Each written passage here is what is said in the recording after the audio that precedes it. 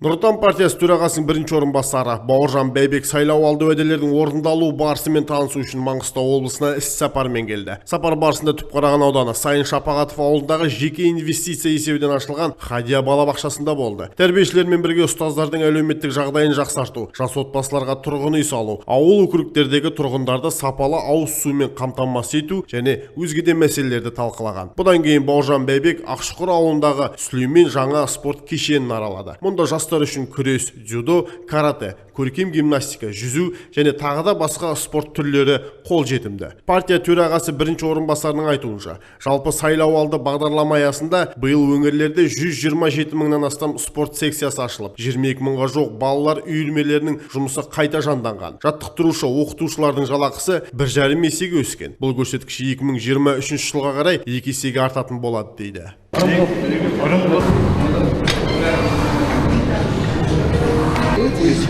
Вечером